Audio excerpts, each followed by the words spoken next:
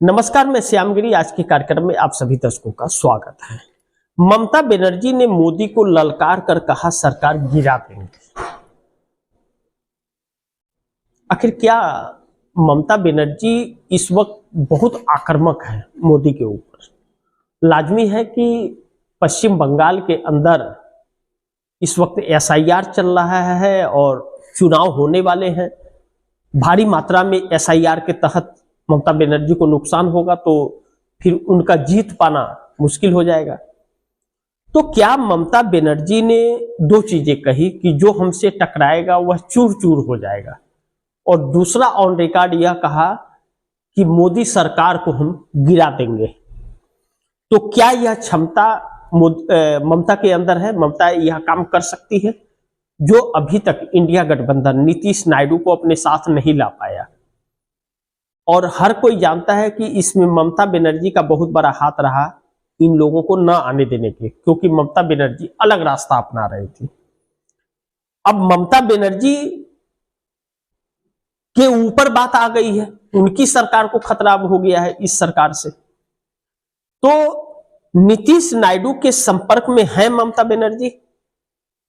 आखिर अगर ममता बनर्जी ने यह कहा कि हम मोदी सरकार को गिरा देंगे, तो कोई तो वजह होगी या कोई उनका सूत्रधार होगा, आधार होगा कि सरकार को कैसे गिराएंगे। लेकिन नीतीश से संपर्क में तो ममता रहती है, क्या नायडू से भी संपर्क में है? क्योंकि इस वक्त नीतीश के तेवर बिहार में और ममता बनर्जी के तेवर पश्चिम बंगाल में मेल खा रहे हैं। नीतीश अड़े हुए हैं स्पीकर के लिए और ममता चुनौती दे रही है चुनाव आयोग और भाजपा मोदी सरकार को।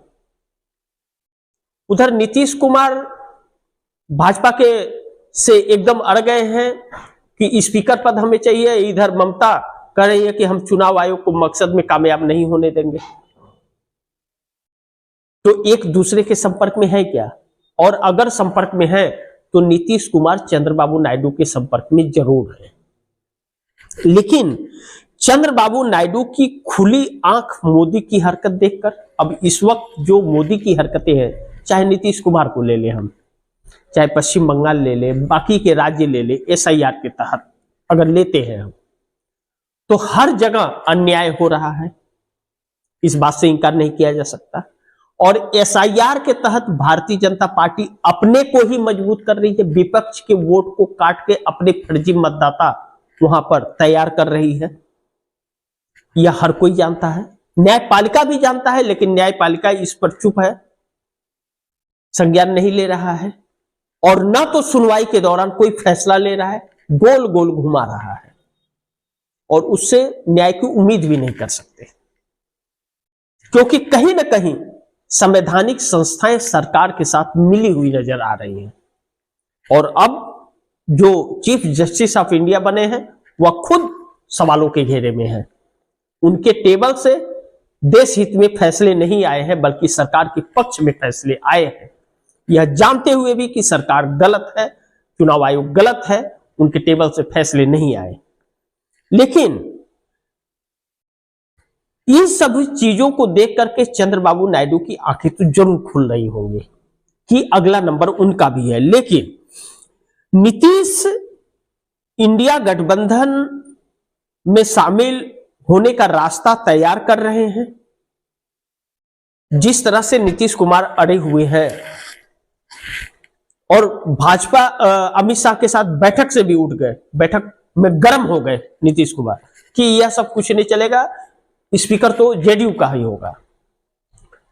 तो नीतीश कुमार कुछ तो आधार बनाए होंगे कि भाजपा के साथ ही चिराग पासवान रहेंगे और जीतन राम मांझी भी भाजपा के साथ रह सकते हैं। तो जीतन राम मांझी भाजपा और चिराग पासवान को मिलाकर के सरकार तो नहीं बन पाएगी या बन जाएगी, लेकिन उपेंद्र कुशवाहा को अगर नीतीश कुमार साथ ले लेते हैं और जिस तरह से असदुद्दीन ओवैसी ने कहा या जिस तरह से नीतीश कुमार के साथ बाकी के विधायक आने को तैयार हैं, और तेजस्वी यादव ने भी पटना में अपने विधायकों को बुला करके रख लिया है, कुछ तो प्लान होगा।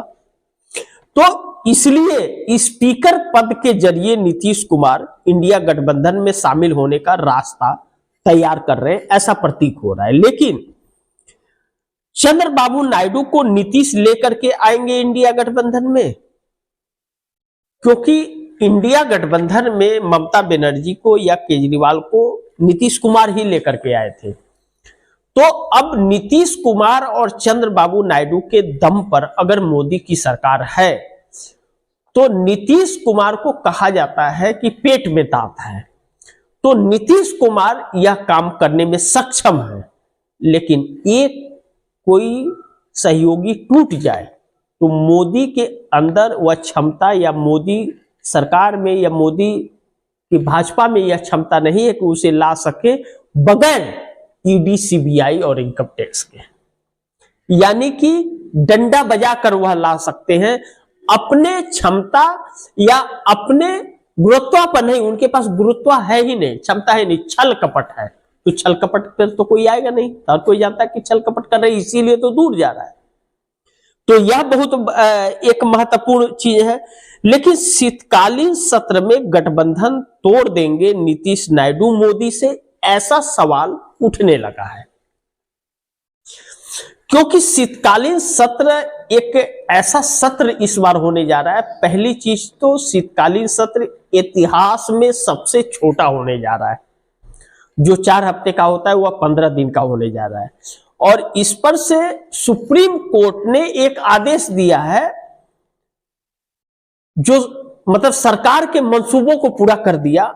सरकार ने ही कहलवाया होगा, इसमें 100% सच्चाई है। कोई इसमें सोचने की ज्यादा साइंस लगाने का, रॉकेट लगाने का कोई और जरूरत नहीं है कि यूट्यूबर्स के खिलाफ 4 हफ्ते के अंदर नया कानून लाया जाए। यूट्यूबर से बहुत परेशान है सरकार और सीजीआई, क्योंकि तुरंत की तुरंत खबरें दिखा दी जाती है, सच्चाई झलकती है। टीवी चैनल्स तो सच्चाई दिखाएंगे नहीं। यानी कि सब के सब कहीं ना कहीं अपने आप को बचाने के लिए उन लोगों पर लगाम लगाना चाहते हैं जो इनके काले चिट्ठों का पर्दाफाश कर रहे हैं। अब ऐसे में इंडिया गठबंधन जो तंग आ गया है, या देश तंग आ गया है मोदी सरकार से, तो शीतकालीन सत्र एक ऐसा सत्र आने जा रहा है कि जिसमें अविश्वास प्रस्ताव इंडिया गठबंधन ला सकता है। अगर नीतीश नायडू इंडिया गठबंधन में आना होगा तो इन लोगों को लाने के लिए अविश्वास प्रस्ताव लाना पड़ेगा। लेकिन अगर ऐसा हुआ तो गठबंधन तोड़ सकते हैं नीतीश नायडू, अगर अविश्वास प्रस्ताव में विपक्ष का साथ दिए तो। लेकिन दूसरी तरफ नीतीश नायडू के पास मौका है समर्थन वापस लेने का मोदी से। यही जिस तरह एसआईआर को लेकर के या मोदी को लेकर के जिस तरह आ रहा है कि इजराइल और अमेरिका के ने मोदी को प्रोजेक्ट किया था, बहुत एक साजिश के तहत कांग्रेस की सरकार को हटाया गया था और नरेंद्र मोदी को प्रधानमंत्री बनाया गया था। तभी तो नरेंद्र मोदी अमेरिका के खिलाफ कुछ बोलते हैं, नहीं बोलते, इजराइल के खिलाफ कुछ बोले, नहीं बोले, पाकिस्तान के खिलाफ अब कुछ बोलते हैं, नहीं बोलते हैं, चाइना के खिलाफ आंख लाल दिखा पा रहे हैं, नहीं, आंखों में पीलिया हो गई है। इस वक्त प्रधानमंत्री मोदी के अखिया में पीलिया हो गई है, वह पीलिया लाल होने ही नहीं दे रही है। और चाइना कब्जे पे कब्जा करते जा रहा है, अब तो अरुणाचल पर धावा बोल दिया है उसने। तो यह चीजें जो हैं, अब नीतीश नायडू अब भी समर्थन वापस नहीं लिए तो फिर तो जनता ही हिसाब करेगी इनका और जनता ही फैसला करेगी, कोई और कुछ नहीं कर सकता। लेकिन दूसरी तरफ ज्ञानेश ने निश्चित कर दिया मोदी सरकार को गिराने के लिए।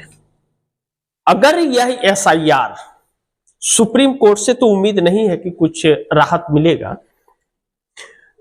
लेकिन यह एसआईआर या तो नरेंद्र मोदी को और भी तानाशाह बना देगा, या तो यह एसआईआर ही मोदी सरकार को गिराने का एक बहुत बड़ा कारण बनेगा। यह बात तो सत्य है, क्योंकि अगर यह एसआईआर सफल हो गया, जो कि हो गया है, एसआईआर तो हो ही गया है, अब इसी एसआईआर पर चुनाव हो गया 12 राज्यों में, तो नरेंद्र मोदी को आजीवन कोई हटा नहीं पाएगा और गुलामी जीनी पड़ेगी इस देश को नरेंद्र मोदी का। और अगर नीतीश नायडू ने समर्थन वापस ले लिया ज्ञानेश कुमार की इस साजिश और नरेंद्र मोदी की साजिश को समझ करके, तब तो नरेंद्र मोदी को जेल जाने से, ज्ञानेश कुमार को जेल जाने से कोई बचा नहीं पाएगा। यह बात 101% सत्य है। तो बाकी आप दर्शक क्या सोचते हैं, आप दर्शकों की राय क्या है, कमेंट बॉक्स में जरूर दीजिएगा। लेकिन इस खबर को ज्यादा से ज्यादा शेयर कीजिएगा, अपने दोस्तों को भी कहिएगा आगे शेयर करें। आपने अगर चैनल को सब्सक्राइब नहीं किया, सब्सक्राइब कर लीजिए, अपने दोस्तों को भी कहिएगा चैनल को सब्सक्राइब करें।